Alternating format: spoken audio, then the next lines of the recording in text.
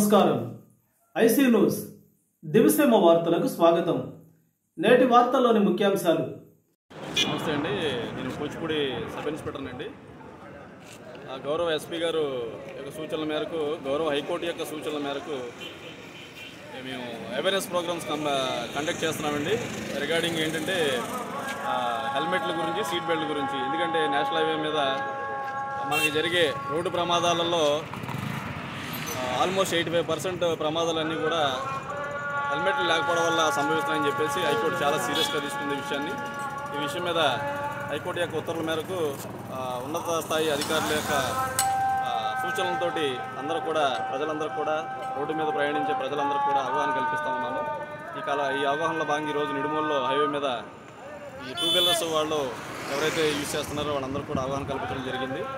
ఖచ్చితంగా బైక్ మీద ఎంతమంది వెళ్తే ఇద్దరు, తల్లి కూతురు వెళ్తే తల్లి కూతురు, ఎంతమంది వెళ్తే అంతమంది కూడా ఖచ్చితంగా హెల్మెట్ ధరించాలని చెప్పి వాళ్ళకి సూచించడం జరిగింది. అదేవిధంగా హెల్మెట్ ధరించకపోయిన ఎడల జరిగే అనర్థాల గురించి కూడా వాళ్ళకి వివరంగా చెప్పడం జరిగింది.